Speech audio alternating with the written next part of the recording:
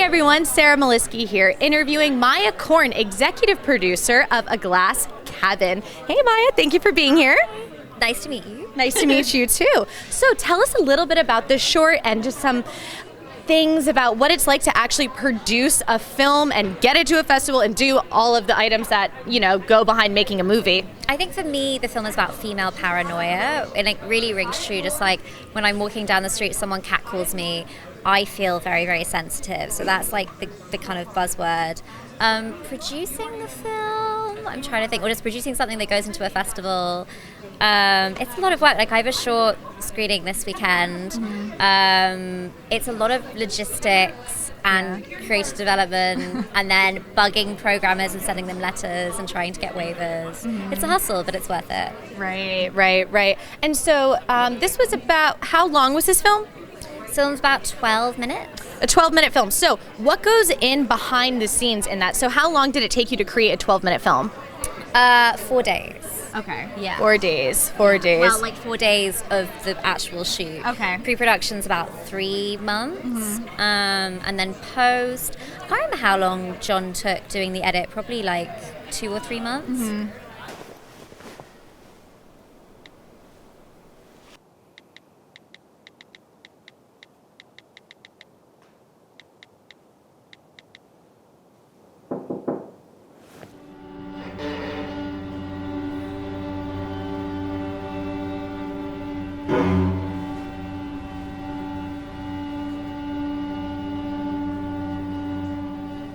And one of the things that I really adored about the film was the sound design. Did you have anything to do with that, or choosing someone? Like, what goes into creating sounds, especially for something like a horror/thriller film?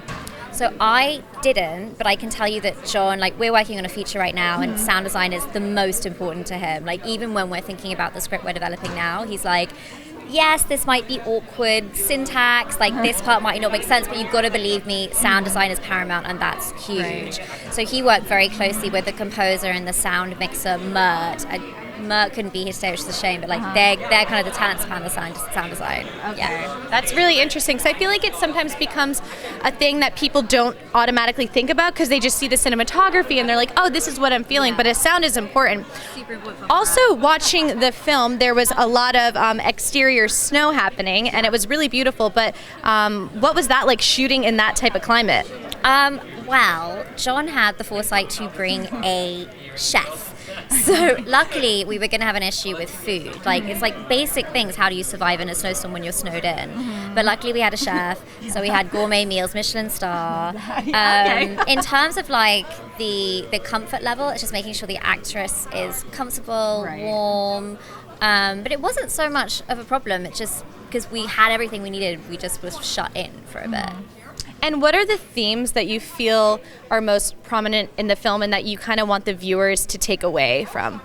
Back to the female paranoia and just like how women's daily experience is. So what's it like being a woman in film who's a working producer and just, trying to make it or trying to like navigate the fishes of men in the industry? What's it like doing that? It's tricky. I mean, the nice thing about women in horror is because it has been a male-dominated genre for a long time, we really stick together and lift each other up. Like I've definitely heard issues with other women who work with ladies who've made it and like kick the ladder down behind them, but I haven't experienced that. Like I try to hire female crews, my contemporary producers around me do exactly the same. Like we really support each other, but I know not everyone has that experience. Right. And then do you have any advice for young filmmakers who want to jump into the industry?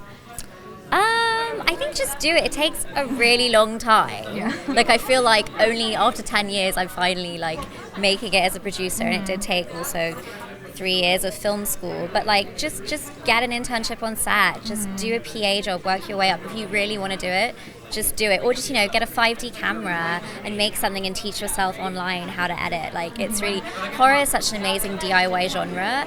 Just trying, people will support you and lift you up. Right. And then going into, people being able to make their own content nowadays, what's your perspective on the fact that there's so many different platforms to view content on? Where do you see cinema going? Ooh, a tricky one. Like, I don't love Netflix. I love old distribution models.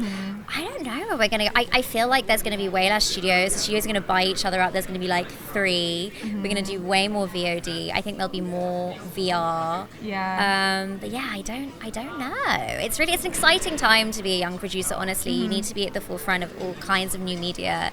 And that's really cool because I get bored really easily. So I'm just like, I want to try producing everything. So yeah. Wow, well, that's great. And then do you have any insight as to what you guys are trying to do with the film next after the festival? Yes. Well, this is the beginning of our festival run. Okay. So hopefully we have a nice 2-year horror festival experience. But John and I are making a feature that we shoot in December. Okay. So it's not a proof of concept, this short, but like the idea is it shows his talent and we make a great feature. Okay. So that's what's next for us. Nice. Yeah. Great. Well, thank you so much for being here. It's been an honor talking to you. Yeah. Thank you so much. This is amazing. I'm sorry I'm so awkward. Oh, no, not at all. Not at all. Thank God for Revell. Thank God for Revell. We love you, girl. Hey, the roads are closed. I kind of need to stay here tonight.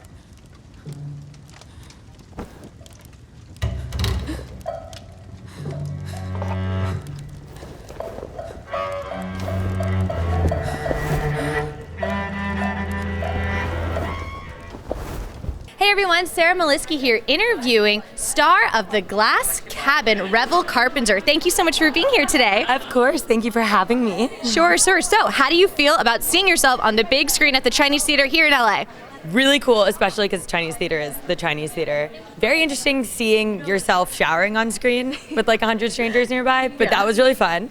It was definitely the first time I've been like the primary actor because it's kind of just me and David. So it's, for the majority of the film, it's kind of just my face really close up. That was crazy. So much fun. And then how do you feel about seeing yourself in such a specific character? What's going through your mind on screen and off screen while watching that? Well, it's crazy because there isn't a lot of dialogue. So it's almost harder to watch myself because I'm kind of like, what am I thinking? Like, is that a weird choice? Why did I do that? Yeah. But it was really fun. I mean, it was just very cool, especially in like a girl power setting. I don't know if you should really call it girl power because I murder someone, but I stick up for myself. It's good. Definitely. And I noticed watching the film, the exterior is snowing the entire time. How was it like shooting in that type of climate? Yeah, that wasn't planned actually, which is crazy. It was supposed to be snowy, and the glass cabin we shot it in is like so beautiful and picturesque that it was kind of like built around that. But I was supposed to be playing a lot more tennis, but we kind of got snowed in. So we had to do a little bit of, audible. It was great. Wow. But it was cool, and it ended up, I think, serving the movie really well. That it was so cold and so snowy, and I spent so much of the movie like crouching in snow, like crying. It's like great. Yeah. It was very cool.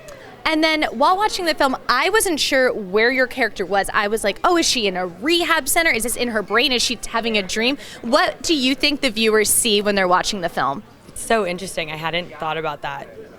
So I know like what I thought at least was that I am a tennis player, and my parents were just like, go like live here, focus, don't be distracted by people, whatever. Naturally I get there and my mother stops answering the phone, and so I'm super alone and super in my head. And so naturally when this guy starts like kind of bothering me and showing up a lot, I'm horrified, but definitely make him into a villain, even though it's not totally clear that he is one. Right. So, yeah, it was not good. I proceed as like he was trying to kill me, so. Right, someone had to do it. Yeah, exactly. And then do you have any things coming up that you can share with us, or things under wraps? Yeah, I actually have 2 other films in festivals this month, which is so fun. Amazing. Yes, one at Portland Comedy Film Festival. It's one that I actually produced too, which is so fun. Oh, cool. And then another film that's just really, really dark. So it's like, I mean, kind of like this, but I don't kill anyone. Called Cypress, that is in Toronto right now. It's a female eye film festival. Awesome. A lot of female vibes going on here. I love that. It's great. A lot of like Kill Bill blonde people. It's great. Tarantino, we love you. So great. All right. Well, thank you so much for being here today. Do you have any advice for young actresses out there who are, would just be so excited to have a film at a film festival like this? Oh my God, just take the leap. It's really scary. Like a lot of people want to do this, but jump and the net will appear. Yeah. Great. Well, thank you so much for being here. Yes, thank you so much. This is so fun. Bye, guys.